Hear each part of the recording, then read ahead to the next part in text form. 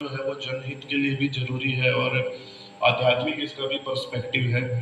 तो मैं 2 चीज़ें जो है यहाँ पर कवर अप करूँगा। लाइक एक एक जो है वो इसमें साइंटिफिक पर्पस जो है वो कवर अप करूँगा और दूसरा जो है वो आध्यात्मिक पर्पस कवर अप करूँगा। लाइक अमेरिका में एक नया ट्रेंड शुरू हुआ है अभी कि गाय को हग करना मतलब कि गले लगाना। गाय को गले लगाने से स्ट्रेस दूर होता है और उसके साथ रहने से जो बैक्टीरिया वायरस इन्फेक्शन है वो दूर होता है। ऐसा वहाँ के लोगों ने रिसर्च किया। वहाँ के जो किसान हैं जो गोपालन करते हैं वो लोग इस पे एक्टिवली वर्क कर रहे हैं, है ना।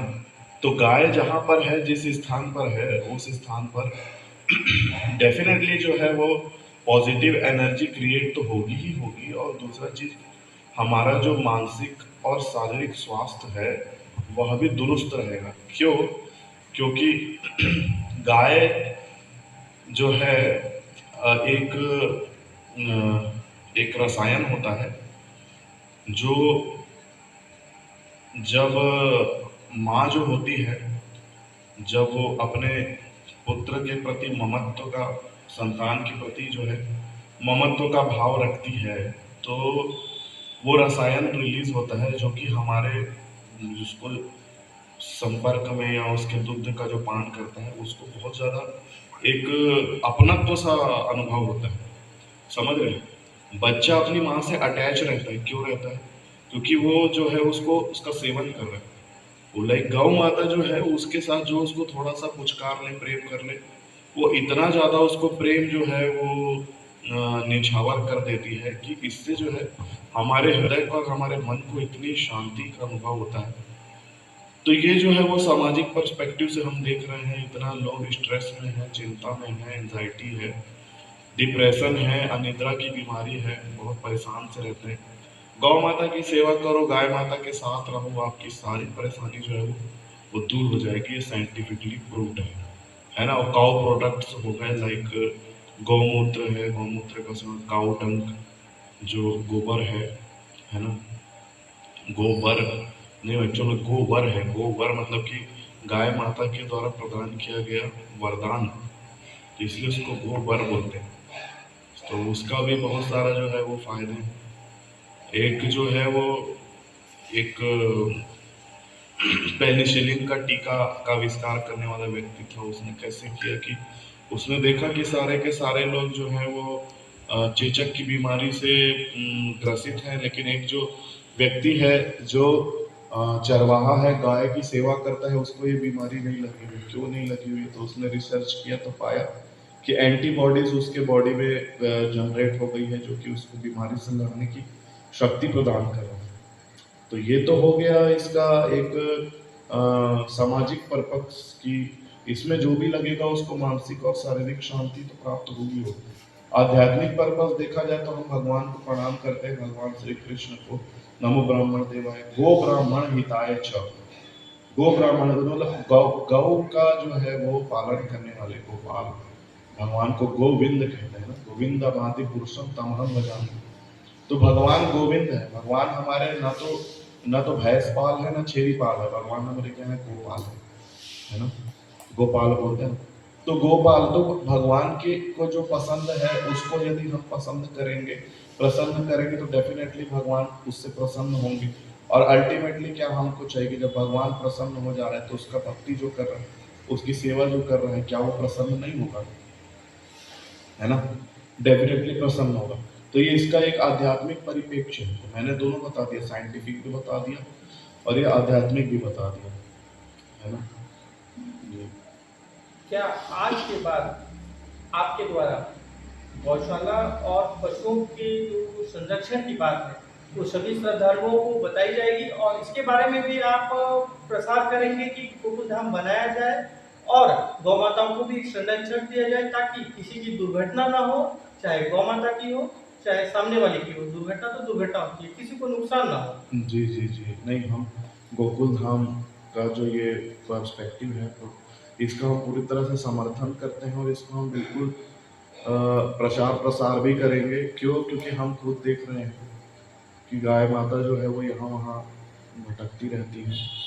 सबसे बड़ा दुख इस बात का लगता है कि वो उनको जो है वो हरा चारा नहीं मिल रहा है और प्लास्टिक खा रही है वो माता। कितनी दुख की बात है। हाँ, हम इतने हम वो हो गए कि गाय का ऐसा स्थिति आ गया कि उसको प्लास्टिक खाना पड़ रहा है। हाँ, पॉलीथीन खाना पड़ रहा है। जब पेट देखा जाता है, डायग्नोस किया जाता है, 30-30 20-20 30-30 किलो उस उनके पेट में प्लास्टिक निकलता है। ये परिस्थिति हो गई। तो मेरा मतलब हृदय से आग्रह है सभी लोगों के साथ, मैं ज़रूर इसको जो है वो आगे भी इसको प्रसारित करूँगा और प्रचार करूँगा कि भाई इस जो योजना है उसमें आप लोग बढ़-चढ़ के सामने आइए, सहयोग कीजिए, समर्थन कीजिए कि ताकि गाय माता जो है, जो हमारी माता है, जिनसे हमको प्रेम प्राप्त होता है, जिनसे हमको दुग्ध प्राप्त होता है, जिनसे इतनी सारी जो है वो आध्यात्मिक हमको जो है वो शक्तियाँ प्राप्त होती हैं, आध्यात्मिक परिप्रेक्ष्य को हम पूर्ण कर पाते हैं।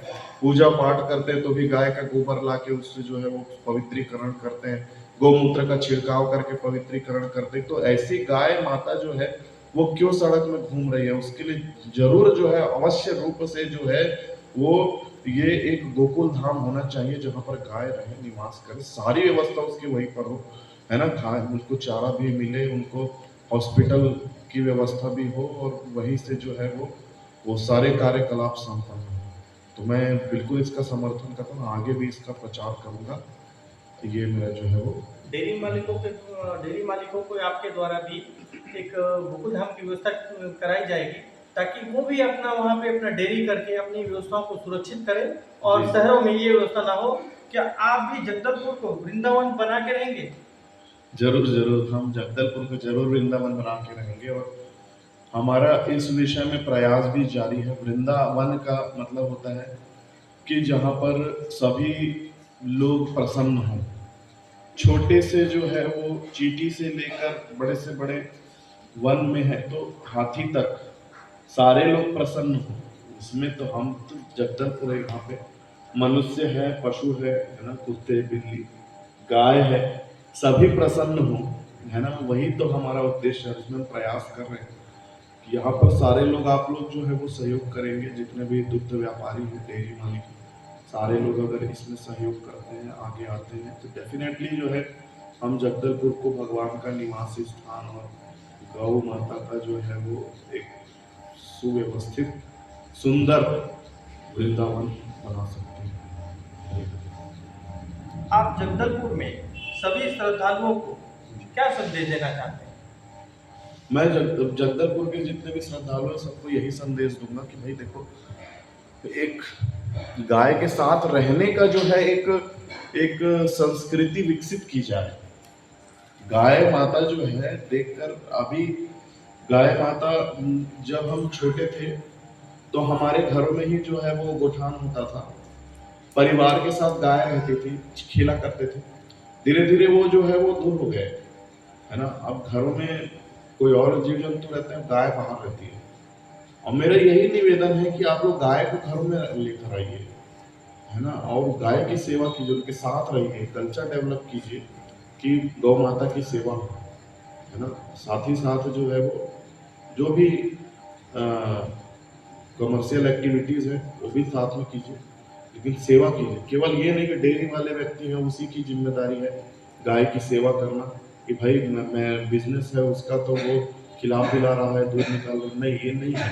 ये सबकी जिम्मेदारी है कि वो गाय के साथ रहे, उसकी सेवा करे, है ना?